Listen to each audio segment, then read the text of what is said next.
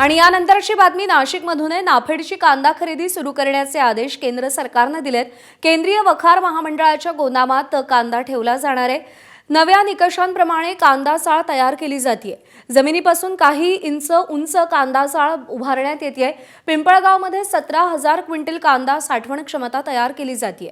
मात्र कांद्याचे व्यवहार होत नसल्याने साहित्य तसंच पडू नये। आढावा घेतलाय मुकुल कुलकर्णी यांनी। नाफेडच्या कांदा खरेदी केल्यानंतर तो कांदा ठेवायचा कुठे, तर CWC अर्थात केंद्रीय वखार महामंडळाच्या गोडाऊनमध्ये तो कांदा ठेवला जातो।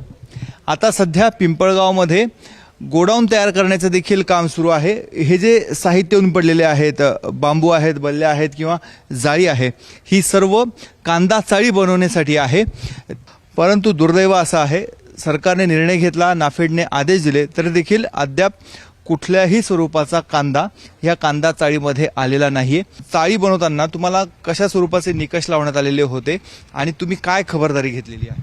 खबरदारीसाठी सर आम्ही याच्यात चटई बांबूची मालाचं पिकिंग क्वालिटीसाठी आणि खाली व्हेंटिलेशनसाठी ब्रॅकेट टाकलेले आम्ही लाकडी, त्यानुसार हवेचं व्हेंटिलेशन होणार आणि कांदा कीटकांपासून दूर राहील। अच्छा, यासाठी आम्ही ब्रॅकेट टाकलेले। आता मुळात पावसाळा येणार आहे, 4 महिने कमीत कमी पावसाळा राहील, तर त्यावेळेस याच्यामध्ये कांदा कसा टिकेल?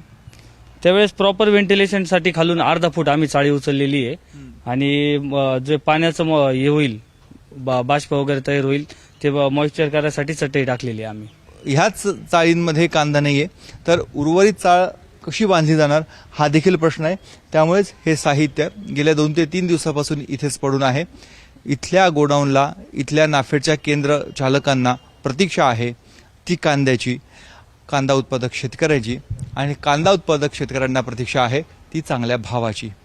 आता हे समीकरण कधी साधलं जातं हे बघणं अत्यंत महत्त्वाचं आहे। कॅमेरामन मंगेश सोनवणेसह मुकुल कुलकर्णी, ABP माझा, पिंपळगाव।